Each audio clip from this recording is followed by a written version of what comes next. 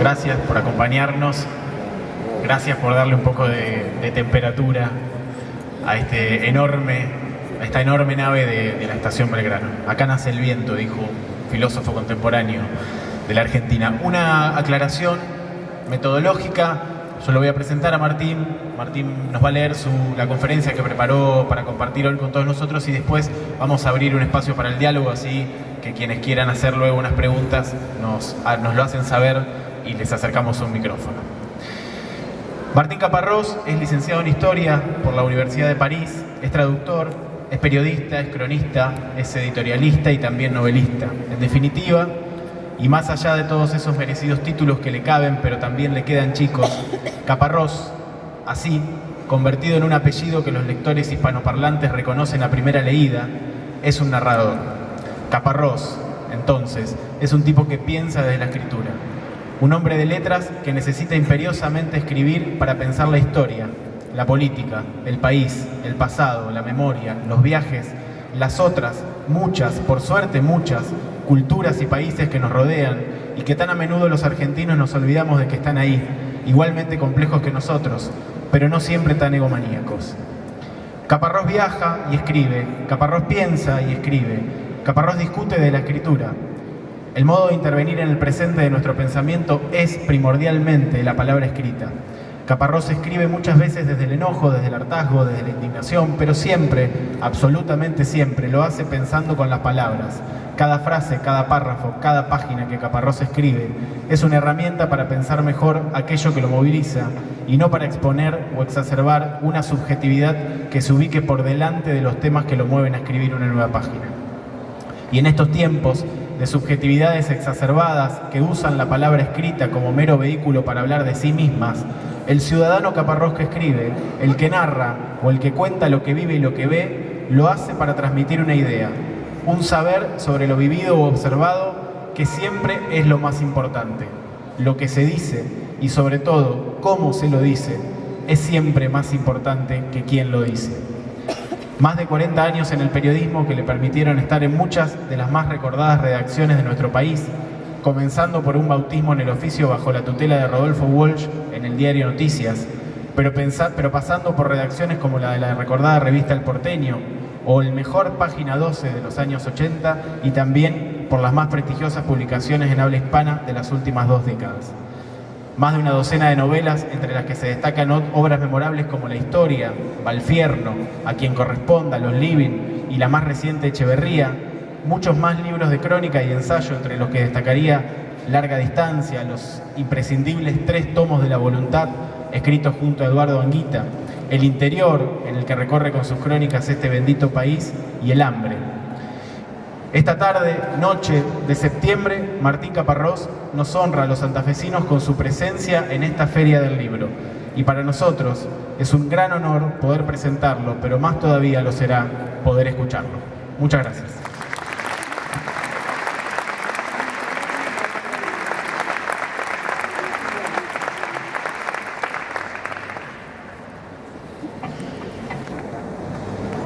¿Hablo? Uy, qué momento. Buenas noches, buenas tardes, hace frío,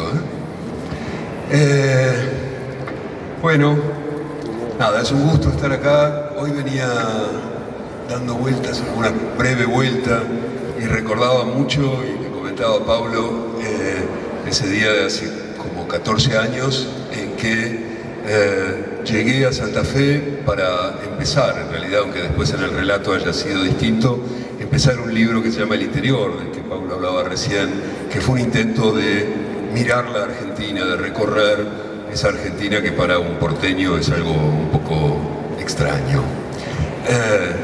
Muchos kilómetros, miles de kilómetros recorridos, pero empezaron ese domingo a la tarde aquí en Santa Fe, y cuando pasaba después he vuelto otras veces, pero cuando pasaba justamente delante de este edificio, allá es delante de este edificio, tuve muy fuerte la memoria de ese momento en que me lanzaba a mirar cómo podía contar mi Argentina. Fue fuerte. Y también fue fuerte recién escuchar las presentaciones de Richie, de Lifshitz. De cada una de ellas saco 2 palabras que me impresionaron. lo del ciudadano Caparrós me gustó, me gustaría poder ser un ciudadano en ese sentido fuerte que la Revolución Francesa de 1789 le dio a esa palabra. Y de la presentación de Lifshitz me impresionó mucho con absoluta injusticia me pusieran en una lista con el mejor escritor argentino, obviamente del siglo XIX, después tendría que competir con Borges, pero bueno, mi gran modelo cuando era chico, don Domingo Faustino, y con las dos personas que más me enseñaron sobre el periodismo, Rodolfo Bosch y Tomás Eloy Martínez, a quienes conocí mucho y quise mucho. Pero bueno, son detalles. Quería leerles un texto del cual se publicó una versión sintetizada en un par de medios, primero en el New York Times y después levemente en Clarín, sin mi autorización, debo decir, pero bueno, esos son problemas internos.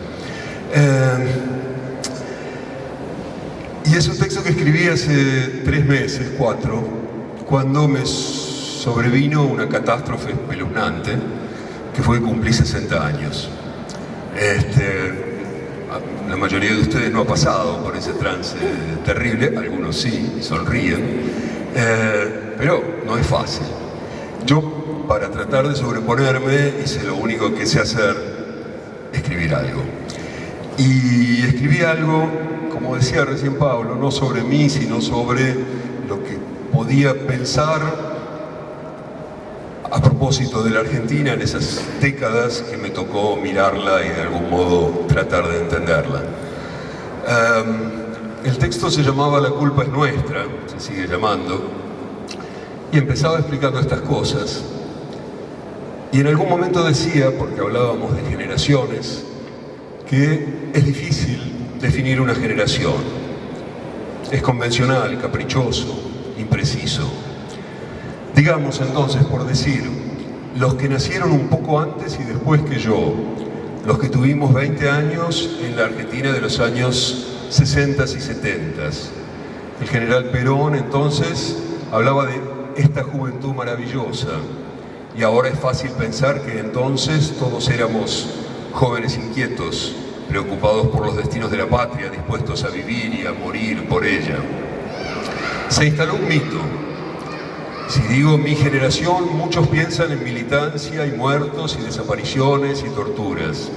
Los hubo, por supuesto, pero hubo tantos más que no hicieron nada de eso. Los que gobiernan ahora, sin ir más lejos, son parte de mi generación y no hicieron nada de eso. En esos días estaban Mauricio Macri, Daniel Scioli, Cristina Fernández, Elisa Carrió y demás pro hombres y pro mujeres preparándose para ganar más plata. Y millones militaban sin saber qué decir, y millones miraban sin saber qué decir, o gritaban goles de Kempes o tarareaban canciones de Spinetta. Los que sí decidimos hacer aquellas cosas tenemos un lugar excesivo cuando se habla de mi generación. Es cierto que la historia no se escribe con los miles de empleados y comerciantes y damas copetudas y negritas que el 25 de mayo de 1810 se quedaron en sus casas, sino con los 200 o 300 que se reunieron en la plaza. Los que definen una generación son los pocos que actúan, no los muchos que no. Es probable y es fácil para todos los demás. Pero yo no lo creo. Ustedes son mi generación, digo en general. Ustedes los que no hicieron nada de eso y ustedes los que sí. En cualquier caso, el mito sirve para cosas. Por ejemplo, un truco fácil. Al hablar de esa generación, de lo que algunos hicimos en los años 70, es un modo de no hablar de lo que hicimos todos en los 40 años siguientes. Y lo voy a repetir porque eso es lo que nunca se escuchó cuando algunos leyeron este texto. Al hablar de esa generación, de lo que algunos hicimos en los años 70, es un modo de no hablar de lo que hicimos todos en los 40 años siguientes. No vale la pena, y sin embargo, empiezo por hablar de aquello. Los 60, decía, y los 70 fueron años, como todos, raros. Empezamos nuestras vidas en un mundo convulsionado, esperanzado. Todo debía cambiar, todo estaba cambiando. Cualquier muchacho más o menos decente sabía que aquel orden social era injusto y que había otros que debían reemplazarlo. La cuestión no era si la sociedad debía cambiar, era cómo, por qué medios, hacia dónde. Lo intentamos. Se supone que de formas varias muchos lo intentamos. Perdimos. Brutalmente perdimos, pero lo intentamos. Valía la pena. Aquella Argentina estaba llena de infamias. La manejaban generales que golpeaban en cuanto detectaban cualquier amenaza al poder de una burguesía rica que poseía sus enormes campos y sus medianas industrias, que explotaba a obreros y peones, que se alineaba con los imperios contra sus colonias, que controlaba la nación y su Estado para su beneficio. Decidimos, con razones, luchar contra eso. Pero en 1970, 1 de cada 30 argentinos estaba bajo la línea de pobreza, como se dice. Ahora son 10 veces más, 1 de cada 3. Y sobre todo, aquella pobreza solía suponerse, con razón a menudo, como un estado transitorio, un paso hacia una situación mejor, un puesto en una fábrica que permitiera hacerse una casita, mandar a los chicos a la escuela, conseguir otro puesto más atractivo, progresar, ganar un poco más, ser mejor explotado. El mito de la movilidad social seguía imperando. Aquel era un país con una clase media amplia y más o menos educada que nos desesperaba. Un obstáculo para cualquier intento de cambio revolucionario. Una clase media que se forjaba en la escuela pública pensada como una herramienta para homogeneizar, para implantar ciertas bases comunes.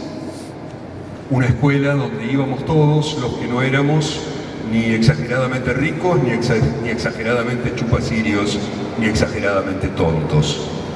Hace 50 años solo 1 de cada 10 chicos iba a una escuela privada. Ahora 3 de cada 10. Es un dato central. Y además eran escuelas que formaban lo suficientemente bien como para cimentar esa rara fama sudamericana según la cual los argentinos pensamos rápido y hablamos bien, que somos peligrosos. La diferencia argentina podía sintetizarse en sus escuelas del Estado. Si lo privado siempre fue una característica de las sociedades latinoamericanas, la Argentina era el país público del continente. Ya no.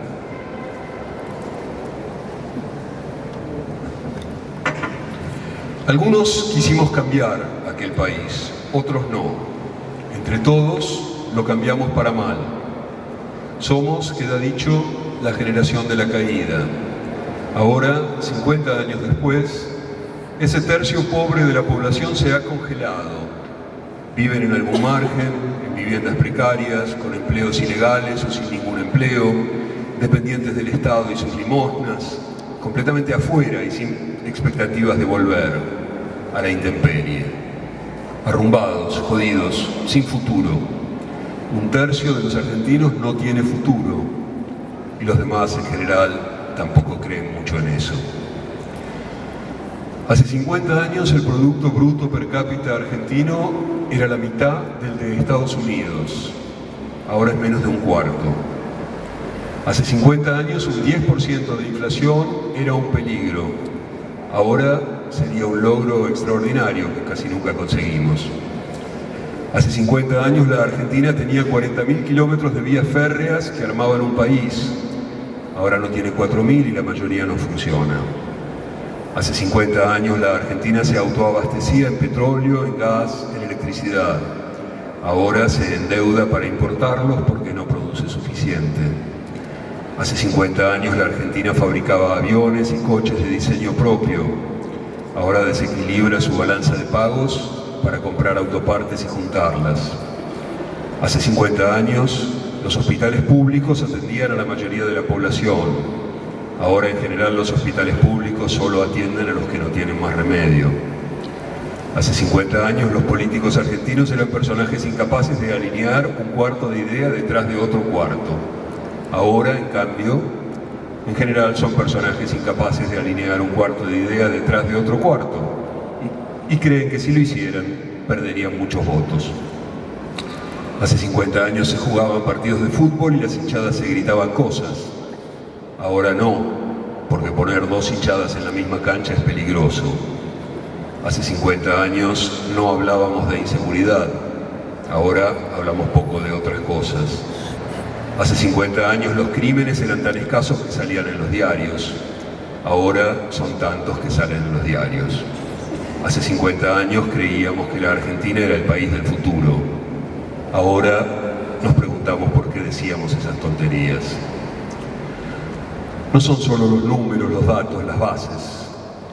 Lo brutal es que la vida de cada día se nos ha vuelto cada día más incómoda, más hostil, más hecha de encontronazos que de encuentros, más disgustos que gustos, más impaciencia e impotencia que alegrías y satisfacciones. Y conseguimos un raro grado de violencia cotidiana. No en los asaltos, no en las palizas, en las relaciones entre las personas, llenas de malos tratos, de insultos, de odios, de rencores. Parece tonto dicho así, pero en el mundo hay lugares donde las personas en la calle se sonríen, se tratan como si no se detestaran. A nosotros en general vivir nos parece muy a menudo una batalla, porque lo convertimos en una batalla. Hace 6 meses, decía, una familia de refugiados de Alepo, la ciudad siria destruida por la guerra, llegó a Córdoba, la segunda ciudad de Argentina. Eran 4, un padre lisiado, la esposa, sus 2 hijos. Les habían prometido alojamiento, ayudas, algún trabajo y no. Todo les resultaba caro, tan difícil. Después los asaltaron. Hace unos días se volvieron a Alepo. Allí tiran bombas y esas cosas, dijo el padre, pero no hay tanta inseguridad y la vida es mucho más barata. Preferiríamos no saberlo y no hay manera. Es obvio que la Argentina no cumplió con su promesa y se arruinó hasta un grado que nadie supo imaginar. Lo sabemos. Lo que no sabemos, lo que no queremos saber, es cómo, ni por qué, ni sobre todo quién. Lo que no queremos saber es que fuimos nosotros.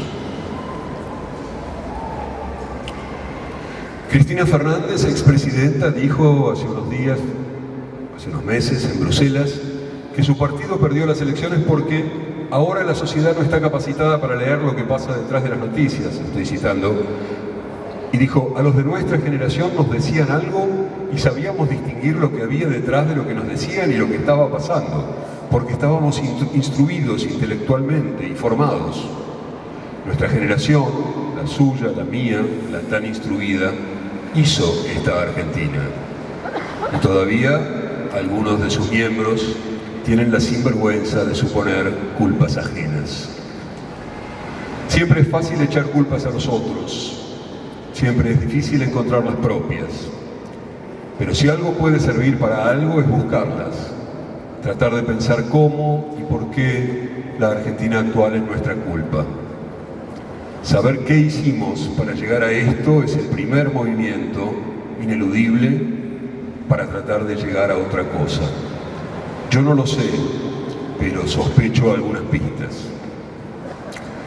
Está para empezar la excusa heroica, aquellas muertes. Nos asesinaron varios miles y nos hemos consolado pensando que ese es el problema, que mataron a los mejores, dice la frase hecha, que quedamos los peores, pero la culpa no es nuestra, sino de aquellos asesinos. Ni los mejores ni los peores. Murieron los que tuvieron más insistencia, menos suerte, más coherencia, menos imaginación, más valor, menos cuidado. Los que estaban en el lugar preciso en el momento justo, los que no estaban en el lugar preciso en el momento justo. Nos mataron a muchos y fue una tragedia. A muchos más, no. Y no sabíamos que sería casi una farsa. El problema central no fue la falta de los que mataron. El problema fue más que nada el efecto que produjeron esas muertes en los vivos.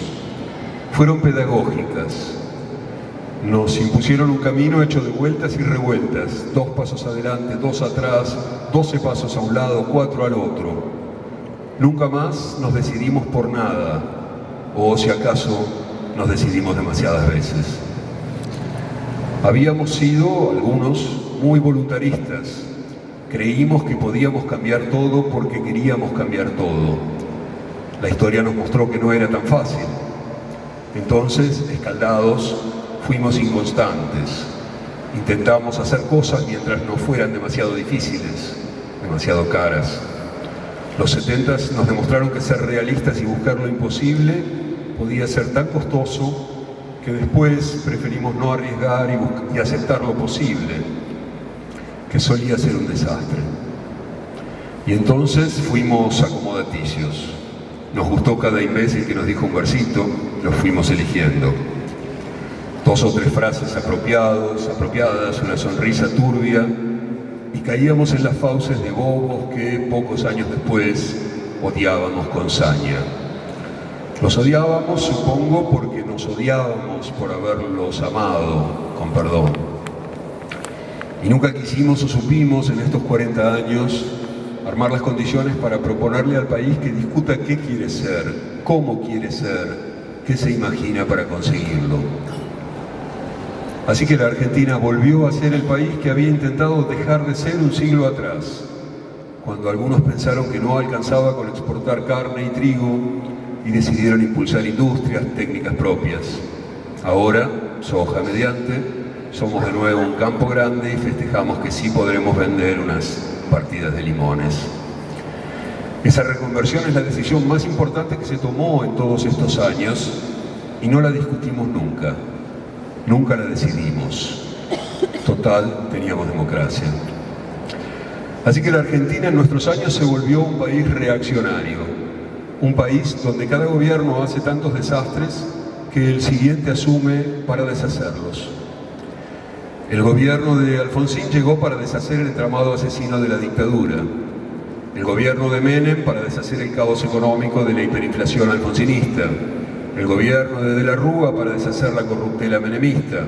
El gobierno de Kirchner para deshacer el desastre neoliberal antiestatista menemista de la Ruista. El gobierno de Macri para deshacer el tinglado corrupto clientelar del kirchnerismo.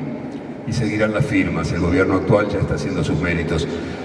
Porque el problema empieza cuando se les acaba la reacción contra los anteriores. Cuando empiezan a aplicar sus propias recetas, preparan con sus desastres la reacción siguiente. Un país reaccionario es un país sin proyecto, un país hecho a manotazos, un país deshecho a manotazos, un país que necesita el nuestro. Somos, más allá de las máscaras políticas, venales. Somos tan venales, ávidos somos, afanosos. Nos gustan demasiado ciertos placeres chicos, la tele más grande, el coche más brilloso, el viaje de envidiar. Y nos subimos a cualquier carro que nos ofrezca esos caramelitos. No nos gusta, en cambio, ya no nos gusta, imaginar a largo plazo, fijarnos metas, buscar. Quizá porque vimos que cuando buscamos no encontramos, entonces no buscamos, entonces no encontramos, entonces no buscamos. La cuestión es que nos hemos vuelto un país de protestones sin consecuencia. Parece como si nos comiéramos a los niños crudos, como si estuviéramos llenos de sacrosanto honor y orgullo que nos impulsan a rechazar todo lo que no condice con vaya a saber qué, y nos pasamos la vida aceptando cualquier cosa. Cada vez más conductas anormales nos parecen normales. Nos parece normal que tantos coman poco, nos parece normal que tantos vivan mal, nos parece normal que tantos mueran antes, nos parece normal que la violencia verbal o física sea nuestra manera, nos parece normal que nos engañen. Hace 4 meses, en una tribuna de fútbol, un muchacho reconoció al señor que al volante de un coche a toda máquina había matado a su hermano. Lo interpeló. El homicida, para sacárselo de encima, gritó que el muchacho era hincha del equipo contrario y se lanzó a pegarle. Se le unieron muchos, le pegaban. Emanuel Balbo trató de escaparse, pero no lo consiguió. Se cayó, se mató. Ya muerto, derramado en el suelo, hinchas seguían insultándolo por ser, decían, del equipo contrario. Y alguno le robó las zapatillas. Y entonces hubo un par de gritos y alaracas de dama acongojada y hasta pronto. Avanzamos por el camino de la rana. Nos metieron en el agua tibia y nos la fueron calentando poco a poco, y con el tiempo nos acostumbramos a vivir en un país que hierve, o casi hierve, porque tampoco es que haya suficiente gas. Somos la rana acostumbrada, somos, al fin y al cabo, gente que resopla. Resoplar, decía el otro, solo sirve si después se sopla. Si no, se queda en el berrinche, y el berrinche parece ser una costumbre muy nuestra últimamente. Resoplamos y nos armamos un país a imagen del resoplo. Un país que se grita cosas para sacarse del mal humor, pero que está tan pagado de sí mismo, tan engañado de sí mismo, que le pudo creer a aquella presidenta que dijo que tenía menos pobreza que Alemania. Un país que sigue imaginando que tiene un lugar en el mundo y no sabe cuál sería ese lugar. Un país que se cree cosas, que prefiere creerse cosas y trata de no mirar lo que es, no ver lo que es. Nos ayuda, si acaso, ese mérito que no nos abandona. Seguimos dando caras a la camiseta universal.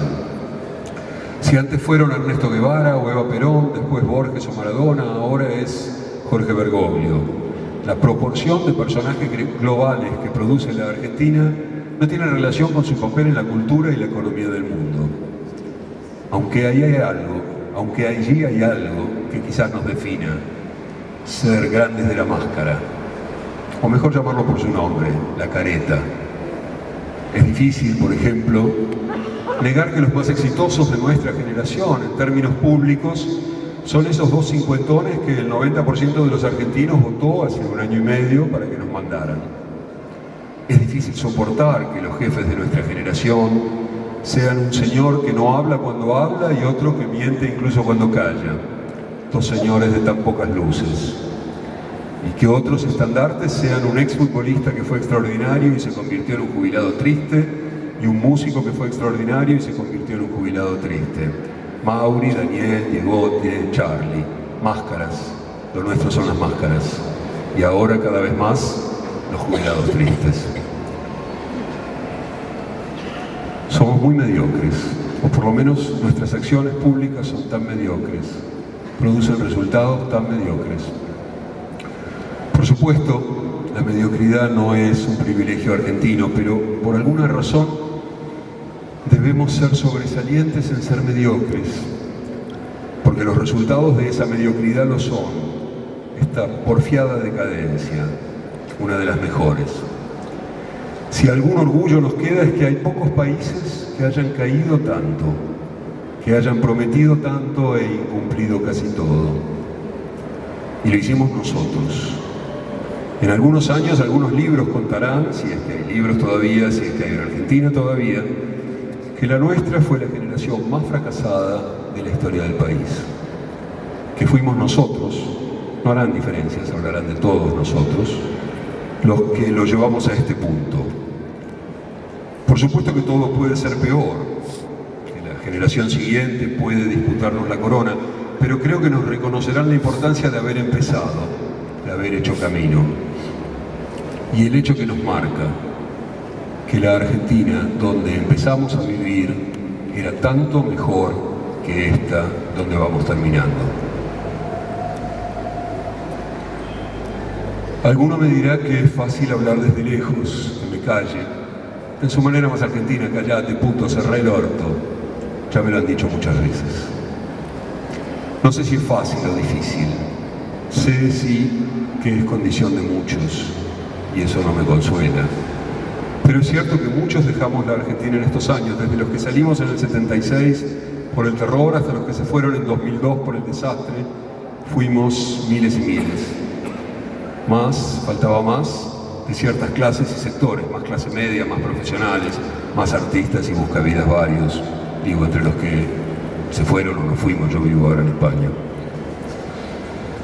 Muchos aprovechamos que la Argentina es un país reciente, que nuestros padres o abuelos habían nacido en otros, para poder decirnos que volvíamos a lugares previos. Yo, en todo caso, me fui obligado a Francia en el 76, volví entusiasta en el 83, me volví a ir a España en 2013. Esta vez fue distinto, nadie, por supuesto, me forzó. No sé bien por qué me fui, me dije que el mundo era demasiado grande e interesante como para rechazar la tentación de cambiar ángulos, pero sé que también fue porque estaba muy harto, desesperanzado, harto de esa vida de agresión, de choque, harto de un discurso mentiroso que se había apoderado de la discusión, en la que ya había dicho y escrito todo lo que podía decir y escribir, harto, por anticipado, de saber que la única alternativa a ese discurso falso sería uno en vías de falsificación, harto de esa conciencia de que no había salida. Tomé la mía, me escapé y también me siento responsable. Hemos pasado, vivimos 40, 50 años argentinos y no dejamos mucho que valga la pena recordar, más que un país en ruinas, su eterna calecita, sus reacciones pobres. Debe haber logros, pero no logro verlos.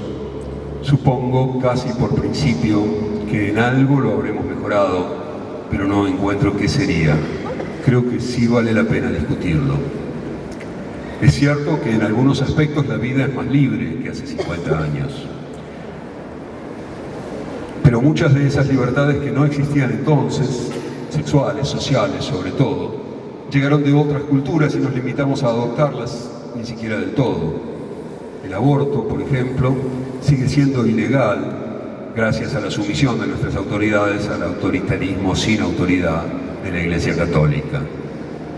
Y el resto de los cambios vienen de técnicas que inventan los norteamericanos y los chinos fabrican. Nosotros, mientras, la cagamos. Es tan fácil saber que la cagamos. ¿Y qué se puede hacer cuando se ve semejante cosa? ¿Mirar para otro lado? ¿Buscar a quien echarle culpas? ¿Negar todo? ¿Disimular o incluso convencernos de que la cosa no es tan grave? Ninguna de esas reacciones sirve para empezar a arreglar nada. Aunque quizás la idea de que los que la cagamos podamos arreglarla es otra forma de escaparnos. Quizás sea hora de que nos demos por vencidos por nosotros mismos y nos retiremos, dejemos el espacio a otros que si acaso lo pueden hacer mejor o peor.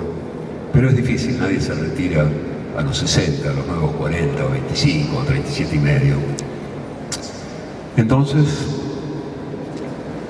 decidir que vamos a ser distintos, como se deciden cosas el día de fin de año o el día del cumpleaños. Decidir que quizá no podamos ser distintos, pero quién sabe si actuar distinto, buscar otras maneras. Decidir que vale la pena dejar de lado estupideces y fanfarrias y hacerse cargo del desastre y gritar desde el fondo del pozo, patalear desde el fondo del pozo, empezar a amontonar el barro del fondo del pozo para intentar salir, sabiendo que construimos con barro, sabiendo que no se puede construir con barro si uno pretende que es cemento. Aceptar que si acaso incluso en esa construcción ya serán otros los que lleven el ritmo, los que manden. Aceptar que ya perdimos nuestra oportunidad, pero aún así valdría la pena colaborar en lo posible. Aceptar que deberíamos ayudar en una búsqueda cuyos resultados, si los hay, nunca vamos a ver.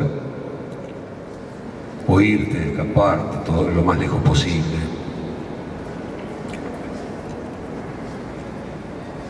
Hay un país, lo reventamos. Negarlo es la manera más segura de seguir haciéndolo. Un país, pese a todo. Quizá valga la pena discutirlo, resignarse a pensarlo, reinventarlo. Sé que no es muy optimista lo que les digo, pero me gustaría que lo charláramos. Gracias.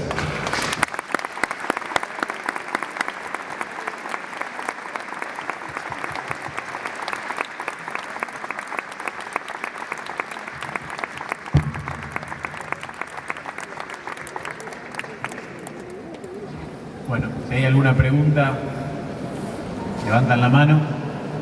Si no, una amenaza. Si no, no, yo sí tengo una pregunta para hacerle a Martín y mientras terminan de dejar que el texto decante y que las palabras también sean digeridas, hay una imagen que yo no recordaba en el texto publicado en el New York Times, tal vez porque no está, que es la de las máscaras, la de un país de máscaras. Y a mí me hizo pensar en un personaje de una novela tuya que que me parece extraordinario y que me parece también extraordinario. Yo no lo conocía hasta no haber llegado a la novela y me parece una gran metáfora de esas máscaras de la Argentina que es Valfierno. Célebre por la mascarada, célebre por el engaño, por la genialidad en el engaño también, pero me gustaría preguntarte por esas dos cosas, por la imagen de las máscaras y por esa figura. Ay, es raro, ¿eh? Cómo se transforma un texto cuando se dice en vez de leerlo, ¿no? Cuando se lo lee en voz alta, cuando se lo habla. Yo qué sé yo, me impresionó un poco escucharme leyendo esto. Obviamente no lo había leído en voz alta y me parece que tiene momentos un poco bruscos. Pero bueno, seamos bruscos, me parece que es lo menos que se puede hacer. Lo de las máscaras es algo que siempre me sorprendió.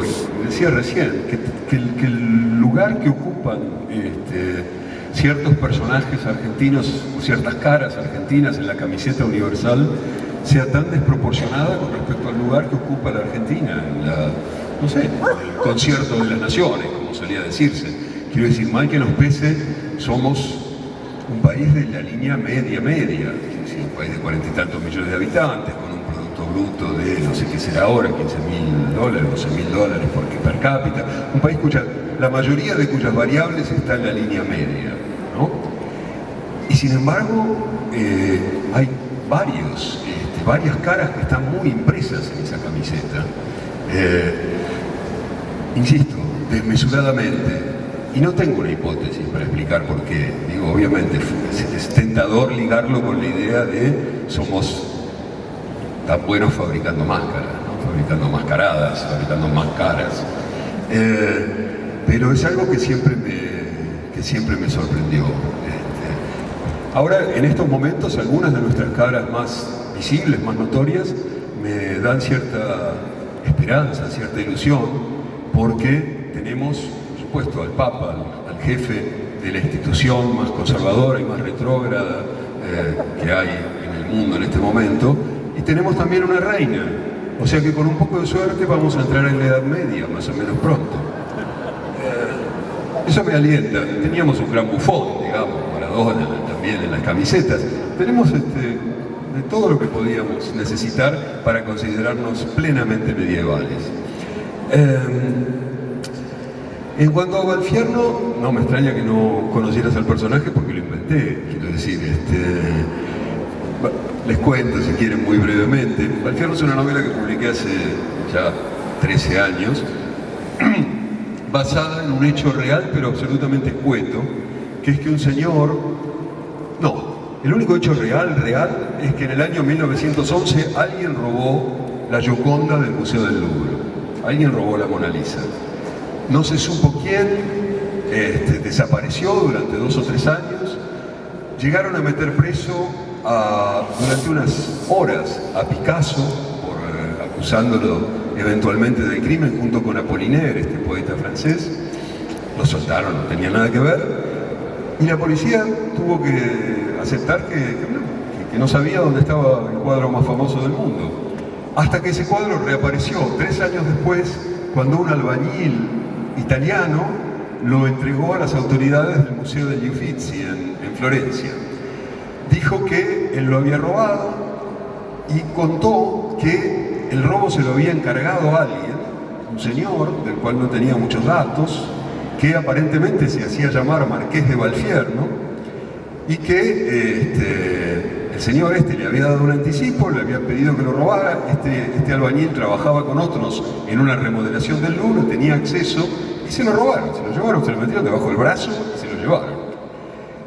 Y este señor se quedó con la Gioconda en la casa esperando que viniera el disque Marqués de Valfierno a buscarla, pero nunca nadie fue.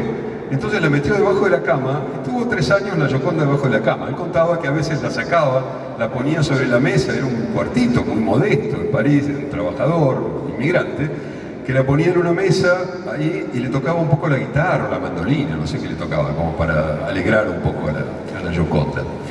Al cabo de 3 años se ve que se hartó de la falta de respuesta de esa chica y decidió devolverla, para lo cual armó un paripé nacionalista. El nacionalismo da para todo, entonces armó una especie de simulacro nacionalista y dijo que la llevaba a Italia para devolverla porque los ejércitos de Napoleón la habían robado, la habían sustraído. Era todo mentira. Leonardo da Vinci se la había llevado a Francia, se la vendió él al rey Francisco I, en fin, no tenía nada que ver la historia, pero le contó esa historia y lo recibieron como un salvador de la patria, etcétera, etcétera.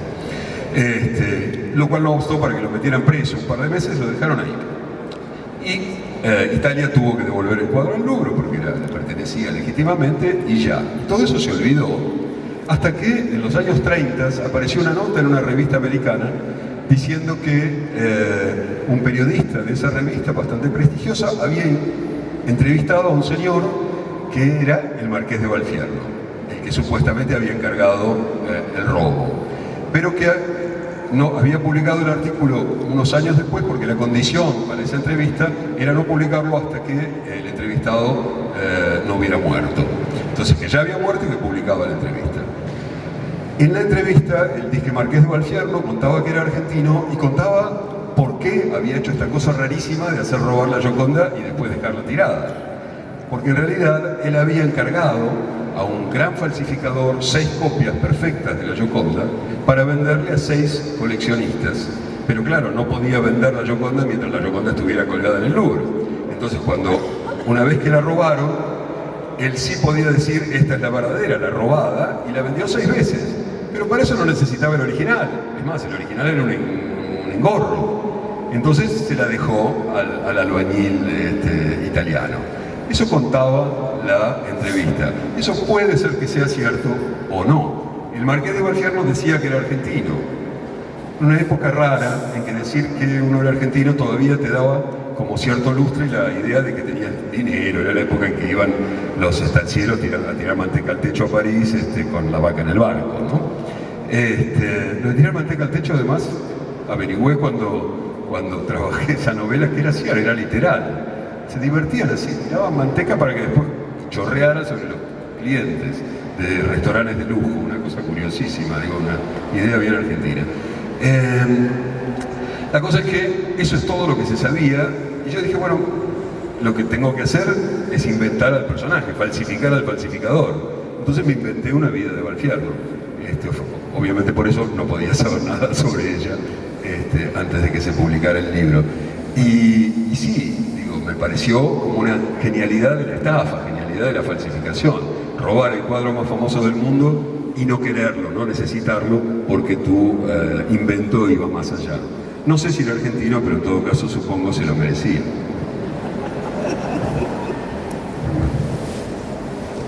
Los invitamos a hacer preguntas. Hay un micrófono inalámbrico a disposición para quienes quieran participar.